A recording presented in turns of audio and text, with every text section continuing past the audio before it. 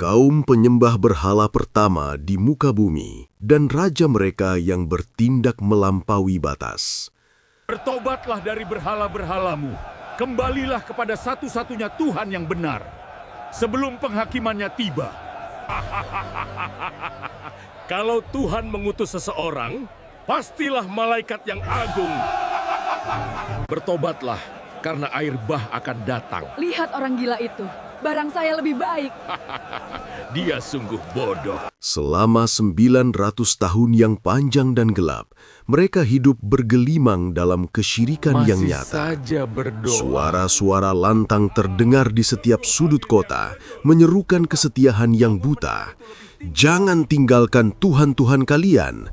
Jangan pernah sekali-kali kalian meninggalkan Wad, Suwa, Ya'uk, dan Nasr. Di tengah kegelapan moral yang pekat itu, Nabi Nuh diutus bagaikan cahaya pelita untuk menyelamatkan kemanusiaan. Wahai kaumku, sembahlah Allah. Dialah Tuhan yang benar. Lihat orang gila itu. Dia bicara apa? Namun alih-alih menyambutnya, mereka justru mencemooh dengan angkuh. Seorang nabi, apakah masuk akal? Jika Tuhan benar-benar ingin mengirim utusan, Dia pasti akan mengirim malaikat yang agung, bukan manusia biasa yang makan dan minum seperti kita. Walaupun sosoknya dipuji dalam kitab-kitab samawi, kaumnya sendiri menutup mata dan hati. Mereka menolak keesaan Allah dan bersikeras memeluk berhala-berhala bisu mereka. Ejekan mereka semakin menjadi-jadi ketika Nuh mulai melakukan hal yang tak masuk akal di mata mereka. Lihat apa yang dia lakukan. Kapal besar di tengah gurun. Dia sudah gila. Banjir tidak akan pernah datang. Kenapa kau membangun kapal raksasa ini di tengah gurun? Di mana airnya? Orang ini benar-benar telah kehilangan akal sehatnya. Tawa mereka menggema, memantul di antara bukit-bukit gersang. Hingga akhirnya, hari penentuan itu pun tiba. Air tidak hanya turun dari langit, tetapi menyembur dahsyat dari dalam perut bumi, seolah tanah pun muntah. Pada hari itu, tak ada seorang pun, kecuali segelintir orang beriman yang naik ke bahtera, yang bisa lolos dari cengkeraman air bah, yang merupakan wujud kemurkaan Allah. Aku akan selamat dari banjir ini. Aku akan mendaki gunung yang tinggi. Aku tidak butuh kapalmu. Teriak sang anak yang durhaka, menantang takdir dengan kesombongannya. Ini adalah kisah kehancuran terbesar dan paling menyeluruh dalam sejarah manusia. Kisah banjir besar Nuh, The Great Flood, disebutkan dalam hampir semua kitab peradaban kuno. Namun sebuah pertanyaan besar tersisa. Apakah air menutupi seluruh permukaan bola dunia atau hanya melanda wilayah peradaban manusia saat itu? Apakah sisa-sisa kapal yang ditunjuk Al-Quran ribuan tahun lalu itu masih ada hingga kini? Jika Anda sudah siap, mari kita telusuri kembali jejak sejarahnya dari awal mula. Menurut riwayat Ibnu Abbas selama 10 abad atau 10 generasi antara masa Nabi Adam dan Nabi Nuh, seluruh umat manusia hidup dalam fitrah Islam, tauhid. Saat itu, dunia damai dalam ketundukan kepada Sang Pencipta. Tidak ada kesyirikan, tidak ada seorang pun yang membayangkan untuk menyekutukan Allah dengan sesuatu apapun. Namun waktu adalah musuh senyap yang bergerak perlahan namun pasti. Generasi datang dan pergi, dan setiap generasi baru melangkah sedikit demi sedikit menjauh dari kemurnian ajaran pertama. Titik balik terjadi ketika Nabi Idris diangkat ke langit. Kepergiannya meninggalkan kekosongan spiritual yang dalam di hati manusia. Namun masih ada pelita harapan. 5 orang saleh yang meneruskan ajarannya, yaitu Wad, Suwa, Yagut, Ya'uk, dan Nasr. Mereka adalah ulama dan pemimpin spiritual yang sangat dicintai, tempat orang-orang meminta nasihat dan bimbingan. Ketika mereka wafat satu persatu, duka cita yang mendalam melanda seluruh komunitas. Di saat itulah, iblis melancarkan tipu daya halusnya. datanglah bisikan yang terdengar sangat logis dan penuh kasih sayang. Buatlah patung-patung rupa mereka di tempat mereka biasa duduk mengajar. Ini bukan untuk disembah, melainkan hanya untuk mengenang kebaikan, kesalehan, dan nasihat-nasihat bijak mereka, agar ketika kalian melihat patung itu, semangat ibadah kalian bangkit kembali. Awalnya patung-patung itu benar-benar hanya sekadar monumen peringatan. Tidak ada satupun dahi yang bersujud padanya. Namun waktu terus berlalu, generasi tua meninggal, dan ilmu agama perlahan memudar. Anak cucu mereka tumbuh tanpa memahami sejarah asli patung-patung itu. Perlahan tapi pasti, penghormatan berubah menjadi pengkultusan. Orang-orang mulai percaya bahwa patung-patung itu memiliki kekuatan ilahi tersendiri, bisa menjadi perantara doa, menurunkan hujan, dan memberikan pertolongan. Syirik pertama dalam sejarah manusia pun lahir. Allah yang Maha Esa dilupakan, dan batu-batu mati yang dipahat tangan manusia kini disembah sebagai Tuhan. Di tengah kegelapan akidah ini, Allah yang Maha Pengasih tidak membiarkan hambanya tersesat selamanya tanpa peringatan. Dia mengutus Nabi Nuh alaihi salam. Saat itu, Nuh berusia 50 tahun, sosok yang bersahaja. Sehari-hari ia bekerja sebagai penggembala atau pedagang. Ia dikenal memiliki perangai yang sangat lembut, tidak pernah berbohong, dan sangat bijaksana, sehingga kaumnya memberinya gelar Nuh al-Amin atau Nuh yang terpercaya. Namun, segalanya berubah ketika Jibril alaihi salam datang membawa wahyu. Nuh mulai berdiri di pasar-pasar dan tempat berkumpul, menyerukan dengan lantang namun penuh kasih. Wahai kaumku, sembahlah Allah. Tidak ada Tuhan bagi kalian selain Dia. Aku khawatir kalian akan ditimpa azab hari yang pedih. Kalau Tuhan mengutus seseorang, pastilah malaikat yang agung. Bertobatlah, karena air bah akan datang. Lihat orang gila itu. Barang saya lebih baik. Dia sungguh bodoh. Reaksi kaumnya sangat keras. Penolakan bukan hanya datang dari orang asing, tapi dari dalam rumahnya sendiri. Ini adalah ujian terberat bagi hati seorang manusia. Istrinya sendiri menolak dakwahnya karena hatinya telah membatu oleh tradisi leluhur dan tekanan sosial kaumnya.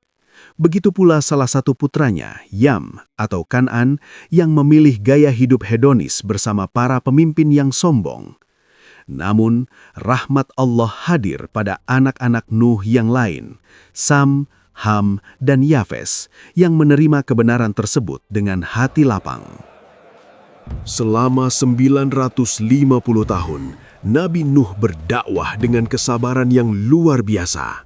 Bayangkan, hampir 1 milenium ia mengajak mereka siang dan malam, secara diam-diam maupun terang-terangan. Namun, setiap kali ia memanggil, mereka justru memasukkan jari ke telinga dan menutupkan baju ke wajah mereka. Hanya sedikit sekali yang beriman, dan mereka rata-rata berasal dari kalangan orang miskin, budak, dan kaum lemah. Para pembesar kaum yang kaya raya mengejeknya dengan angkuh. Kami tidak melihat orang-orang yang mengikutimu, melainkan orang-orang yang hina dina di antara kami. Jika Allah ingin mengirim Rasul, Dia akan mengirim malaikat bersayap, bukan manusia biasa sepertimu yang makan di pasar. Situasi semakin mencekam karena kaum Nuh hidup di bawah tirani raja yang kejam bernama Dermasil. Ia adalah penguasa absolut yang memproklamirkan diri sebagai penjaga utama berhala. Ia memungut pajak tinggi dari rakyat sebagai persembahan suci untuk patung-patung itu. Ketika mendengar tentang dakwah Nuh yang mengancam kekuasaannya, ia murka. Nuh diseret ke istana, diinterogasi di hadapan para pejabat, dipukuli dan dihina. Namun Nuh tetap teguh bak karang di lautan. Aku tidak berpaling dari kemuliaan leluhur, tetapi aku berpaling dari kesalahan fatal leluhur yang menyembah batu. Waktu berlalu. Dermasil akhirnya mati mengenaskan karena penyakit. Namun penderitaan kaum beriman belum berakhir.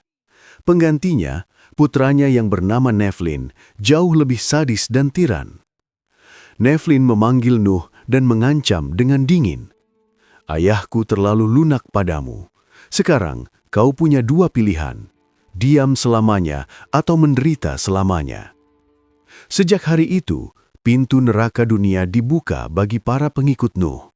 Mereka disiksa secara fisik, dilempari batu di jalanan, rumah mereka dijarah, dan mereka dikucilkan dari segala aktivitas sosial dan ekonomi. Setelah ratusan tahun berdakwah, Allah mewahyukan bahwa tidak ada lagi dari kaumnya yang akan beriman kecuali mereka yang sudah beriman. Hati Nuh pedih, namun ia harus menerima ketetapan itu. Nuh kemudian berdoa memohon keadilan agar bumi disucikan dari orang-orang kafir yang terus menyebarkan kerusakan. Allah menjawab doanya dengan perintah yang ganjil di mata manusia, membangun sebuah bahtera di tengah daratan. Perintah ini tidak instan. Nuh harus memulainya dari nol, yakni menanam pohon. Ia menanam bibit pohon Indian Oak atau saj yang terkenal kuat dan tahan air. Ia merawat pohon-pohon itu dengan sabar selama 40 tahun hingga tumbuh menjulang dan kokoh, siap untuk ditebang. Kesabaran Nuh dalam menanti kayu tumbuh adalah ujian ketaatan tersendiri. Ketika konstruksi dimulai di atas bukit yang gersang dan jauh dari sumber air, ejekan kaumnya mencapai puncaknya. Mereka menjadikan lokasi pembangunan kapal sebagai tempat wisata untuk menertawakan Nuh. "Wahai Nuh, dulu kau mengaku nabi, sekarang kau beralih profesi menjadi tukang kayu. Lihatlah orang tua gila ini. Bagaimana kapal raksasa ini akan bergerak? Apakah akan ditarik oleh ribuan sapi atau dia berharap kapal ini tumbuh sayap dan terbang?" Seorang nabi? Bukan, hanya seorang tukang kayu. Orang tua bodoh. Akankah sapi menariknya ke laut? Kapal itu bukanlah perahu biasa. Ia dibangun di bawah bimbingan langsung Jibril AS dengan arsitektur ilahi.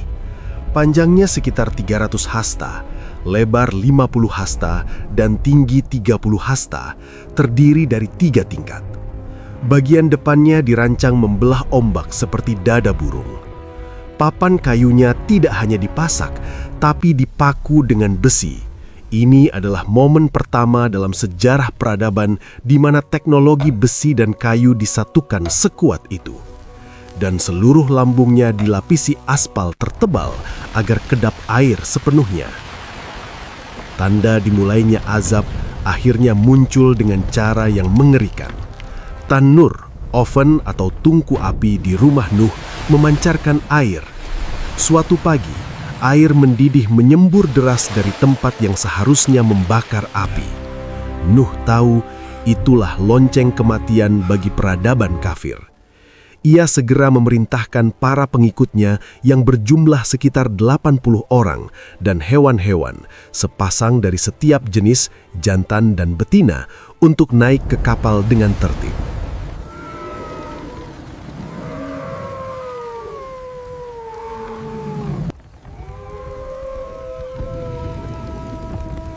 Langit yang tadinya cerah berubah hitam pekat dalam sekejap. Awan bergulung-gulung dengan pinggiran ungu yang mengerikan, membawa kegelapan yang belum pernah dilihat mata manusia. Pintu-pintu langit seolah jebol, menumpahkan air bukan sebagai tetesan, melainkan bagaikan curahan air terjun raksasa yang tak putus-putus. Bersamaan dengan itu, bumi merekah, memancarkan mata air liar dari segala penjuru, dari jalanan, dari lantai rumah, bahkan dari celah bebatuan. Di tengah kekacauan itu, Nuh melihat putranya yang kafir sedang berjuang di tengah air yang mulai naik. Naluri seorang ayah menyeruak, mengalahkan segalanya. Ia berteriak menembus deru badai. "Wahai anakku, naiklah bersama kami, janganlah engkau bersama orang-orang kafir." Anakku, naiklah! Sekarang, jangan tetap bersama orang-orang kafir. Saya bisa bertahan hidup. Saya akan mendaki gunung tertinggi. Saya tidak butuh kapalmu. Namun kesombongan masih menguasai hati putranya. Ia menjawab dari kejauhan, "Aku akan mencari perlindungan ke gunung yang tinggi yang akan melindungiku dari air." Nuh kembali memperingatkan dengan suara parau, "Hari ini tidak ada pelindung dari ketetapan Allah kecuali bagi siapa yang Dia rahmati." Tiba-tiba, gelombang raksasa setinggi gunung datang memisahkan mereka. Putranya hilang di telan air, tenggelam bersama kekafirannya. Istri Nuh pun memilih nasib yang sama. Di istana, Raja Nephlin berlari panik ke puncak menaranya, berpikir itu hanyalah badai biasa. Namun air meledak dari lantai istananya sendiri, menghancurkan segalanya. Patung-patung Wad, Suwa, dan lainnya yang dulu dipuja-puja, kini tumbang tak berdaya. Wajah mereka menghantam lumpur, menghancurkan para penyembahnya yang berlindung di bawahnya. Tidak ada yang selamat. Peradaban itu musnah total. Kapal Nuh berombang-ambing di lautan global yang dahsyat. Ombaknya digambarkan seperti gunung, namun bahtera itu tetap kokoh dalam lindungan Allah. Bahkan, Ka'bah yang dibangun Nabi Adam pun diangkat oleh Allah ke langit, Baitul Ma'mur, agar tidak hancur oleh terjangan banjir. Selama berbulan-bulan, Nuh dan kaumnya hidup di dalam perut kapal, beribadah dan merawat kehidupan yang tersisa. Setelah bumi bersih dari kekufuran, Allah berfirman dengan kuasanya, "Wahai bumi, telanlah airmu, dan wahai langit, berhentilah." Seketika, hujan berhenti dan bumi mulai menyerap airnya. Bahtera itu pun berlabuh dengan tenang di puncak Bukit Judi pada hari Asyura, 10 Muharram. Nuh dan para pengikutnya turun dengan membawa keberkahan, disambut oleh pelangi harapan untuk membangun dunia baru. Setelah banjir surut, Nuh mendirikan pemukiman pertama pasca banjir yang diberi nama Semanin, artinya 80, merujuk pada jumlah pengikutnya, di dekat Gunung Judi. Ia mengajarkan mereka kembali bercocok tanam, berdagang, dan yang terpenting, bagaimana menjadi hamba Allah yang taat. Ia tak henti-hentinya memperingatkan generasi baru agar tidak jatuh ke dalam lubang yang sama. Jangan pernah lagi memberi makna spiritual pada batu atau patung, seperti nenek moyang kalian. Itu adalah jebakan setan. Dari 3 putra Nuh yang selamat, lahirlah bangsa-bangsa besar yang memenuhi bumi hingga hari ini. Sam menjadi leluhur bangsa Semit, termasuk bangsa Arab, Ibrani, Yahudi, dan peradaban Timur Tengah. Ham menjadi leluhur bangsa Hamid, menurunkan bangsa Mesir kuno, Afrika, dan kulit hitam. Yafes menjadi leluhur bangsa-bangsa Eropa, Turki, Asia Timur, hingga Ya'jud dan Ma'jud. Nabi Nuh dikenang bukan hanya karena kapalnya, tapi karena karakternya yang luar biasa. Ia adalah abdan syakura, hamba yang pandai bersyukur. Setiap kali makan, minum, atau mengenakan pakaian, ia tak pernah lupa mengucapkan Alhamdulillah. Ketika ajalnya tiba setelah hidup lebih dari 1000 tahun, ia ditanya tentang bagaimana rasanya hidup selama itu. Ia menjawab dengan metafora yang indah. "Aku mendapati dunia ini seperti sebuah rumah dengan 2 pintu. Aku masuk dari satu pintu, berjalan sebentar, dan sekarang aku keluar dari pintu yang lain." Ia dimakamkan oleh anak cucunya, dan meskipun lokasi pastinya menjadi perdebatan, ada yang berkata di Cizre, Mekah atau Najaf, namun tempat istirahat sejatinya adalah di hati orang-orang beriman. Kisah banjir besar ini meninggalkan jejak yang tak terhapus dalam memori kolektif umat manusia. Epos Gilgamesh dari Sumeria menyebutkan Utnapishtim yang selamat dari banjir dengan kapal. Tradisi Hindu menceritakan Manu yang membangun kapal besar. Mitologi Yunani memiliki Deucalion, dan legenda suku Maya, Aztec, dan Inka di benua Amerika pun memiliki kisah serupa tentang leluhur yang selamat dari air bah. Kesamaan kisah di berbagai belahan dunia yang terpisah samudra ini menjadi bukti kuat bahwa peristiwa ini adalah fakta sejarah, bukan sekadar dongeng. Apakah banjir itu menenggelamkan seluruh bumi atau hanya lokal? Ini menjadi diskusi panjang para ulama dan sejarawan. Banyak ulama berpendapat bahwa banjir tersebut bersifat lokal, namun masif, melanda seluruh wilayah peradaban manusia saat itu yang belum menyebar ke seluruh benua. Hal ini didasarkan pada prinsip keadilan ilahi, bahwa azab hanya diturunkan kepada kaum yang telah didakwahi namun menolak. Nabi Muhammad SAW lah satu-satunya nabi yang diutus untuk seluruh alam semesta, sedangkan nabi-nabi sebelumnya diutus spesifik untuk kaumnya. Terlepas dari cakupannya, kisah Nabi Nuh tetap menjadi monumen abadi tentang iman yang tak goyah, kesabaran tanpa batas, dan kepastian pertolongan Allah bagi mereka yang bertakwa. Ya Allah, limpahkanlah kesabaran kepada kami, sebagaimana Engkau melimpahkannya kepada Nuh alaihi salam. Jadikanlah kami hamba yang pandai bersyukur dalam keadaan lapang maupun sempit, dan lindungilah kami serta keluarga kami dari fitnah dunia akhirat.